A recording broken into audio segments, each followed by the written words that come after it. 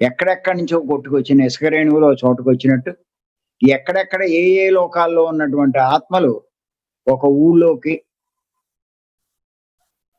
లేకపోతే ఒక ఇంట్లోకి వచ్చి కలిసాం. మళ్ళా ఆ నీటి ప్రవాహంలో మళ్ళా తలా దారేట్లేదు. ఈ జీవిత ప్రవాహంలో మళ్ళా ఎవరి దారి వాడిదే. ఒకడికొకడికి సంబంధం లేదు. పూర్వకాలంలో ఉపనిషత్తులో కథ ఏమిటంటే ఆ కథ, చిత్రకేతు అనే మహారాజు, వాడికి 7 భార్యలు, ఎవరికి పిల్లలు లేరు. అప్పుడు మొత్తం మీద అంగీరస మహర్షి ఆయన యొక్క కృప వల్ల పెద్ద భార్యకి ఒక కొడుకు పుట్టాడు. పుట్టక ముందే చెప్పాడు, వాడి వల్ల నీకు ఆనందము కలుగుతుంది, దుఃఖం కలుగుతుంది. సరే, ఏదో ఒకటి మాకు లేని వాడికి కొడుకు ఇవ్వడం అని చక్క అబ్బాయి పుట్టాడు. చాలా సంబరపడ్డాడు. వాడేంటి, రాజ్యంలో అందరూ సంబరపడ్డారు. ఆ కొడుకు పుట్టిన సంతోషంలో ఎంతసేపు పెద్ద భార్య దగ్గర ఉండడం మొదలెట్టాడు. మిగతా భార్యలందరికీ చాలా కోపం వచ్చింది.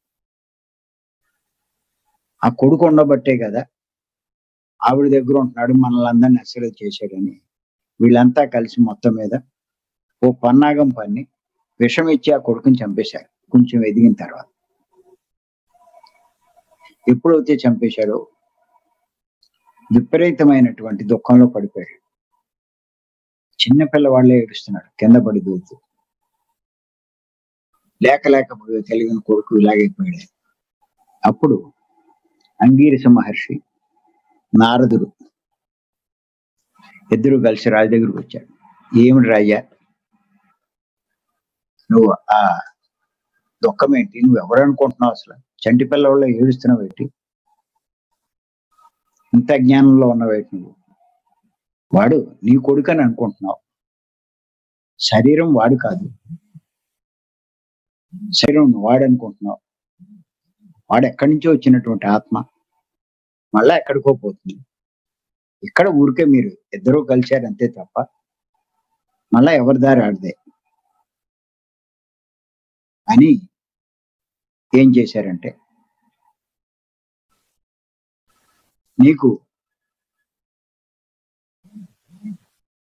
ఆ అబ్బాయితో మాట్లాడే శక్తిని ఇస్తామని చెప్పి మాట్లాడించారు. అబ్బాయి, బాబు నీ తండ్రితోటి బాధపడుతున్నాడు, వెళ్తావా అంటే, వాడు నా తండ్రి ఏంటి అన్నాడు. పైకి వెళ్ళిపోయిన వాడు మళ్ళా వచ్చిన ఆత్మ. నాకు ఎంతో మంది తండ్రులు ఉన్నారు, అందులో వాడొకడు. ఇంకా ముందు ఇంకా ఎంతోమంది తండ్రులు ఉంటారు. నేనేదో నా పని మీద వచ్చాను, అయిపోయింది అన్నాడు అని నిర్మోహమాటంగా చెప్పి వెళ్ళిపోయాడు. అప్పుడు ఆ మహర్షి రాజుగారికి చెప్పాడు, చూసావా, ఎవరైనా ఇంతే, ఎవరు నీవాళ్ళు కాదు, నీవాళ్ళు అనుకుంటున్నావు. ఇంతకుముందు వాడు నీవాడా, చేత దాని గురించి నువ్వేమీ ఆలోచించద్దు అని చెప్పడం జరిగింది. అప్పుడు ఆయన శాంతించి తన పని మీద దృష్టి పెట్టాడు. అది అంచేత మనం ఇవన్నీ తెలుసుకోవాలి, మన కోసం మనం ఉపయోగించుకోవాలి, దేనిని వృధా చేయకూడదు.